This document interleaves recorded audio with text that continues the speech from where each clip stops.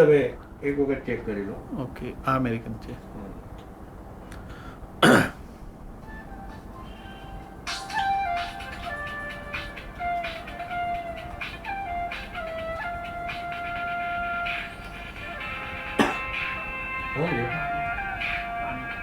Mummy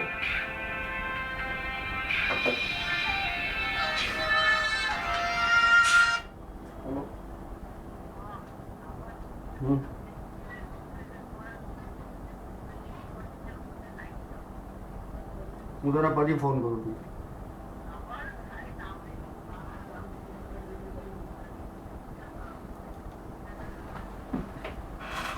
હા ઠીક છે, હું તને ફોન કરું છું. પાઇપ કાઢો ત્યાં લગા.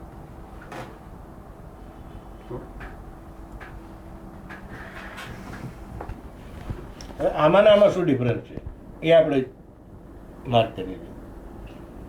નોર્મલ ગેસમાં અને આમાં અને જે ડિવાઇસ લગાડ્યા પછીનો બી શું ડિફરન્સ છે એ બી તમારી સામે આવી જાય.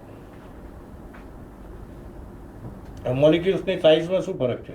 મોટી છે સાહેબ. મોટી. અને સ્પીડ પણ ફાસ્ટ છે. લગભગ 1.5 ગણી. હા, ફાસ્ટ છે. રાઈટ. જે મેં તમને અહીંયા થિયરિકલી જે બતાવ્યું, આનું કારણ શું છે સાહેબ? તમે એક સાયન્સના લેવલમાં જ છો, તો આપણને સાયન્સમાં એક વસ્તુ શીખવાડવામાં આવે છે કે મોલિક્યુલ્સની સાઇઝ કોઈ દિવસ તમે મોટી કરી શકતા નથી. જે કુદરતે કે મનુષ્યએ જે બનાવે છે એ મોલિક્યુલ્સની સાઇઝમાં આપણે ડિફરન્સ કરી શકતા નથી. થોડીને નાની કરી શકીએ છીએ, મોટી તો કોઈ પોસિબિલિટી હોતી નથી. પણ અહીંયા નજરની સામે દેખાય છે. તો એ શું છે?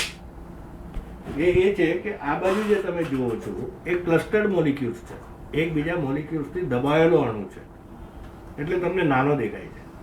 જ્યારે ડિવાઇસમાંથી પાસ થયો, એ પોલરાઇઝ થઈને ફ્રી થયો, તો એની ઓરિજિનલ સાઇઝ પર આવી ગયો.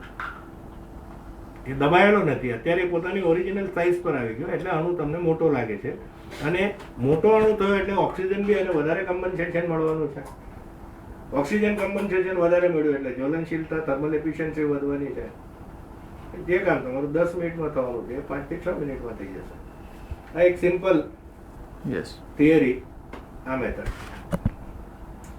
બીજું તમારે વધારે નોલેજ ગેસ લાઇનનું જોઈતું હોય તો મારી એક બુક છે એ હું તમને આપીશ વાંચવા માટે, જેમાં આખા વર્લ્ડ કલેક્શન છે. એમાં સેફ્ટી પોઈન્ટ્સથી લઈને ગેસ કોણે ઇન્વેન્ટ કર્યોથી લઈને બધી જ વસ્તુ એની અંદર મેં આખું કલેક્ટ કરીને બુક પ્રિન્ટ કરેલી છે.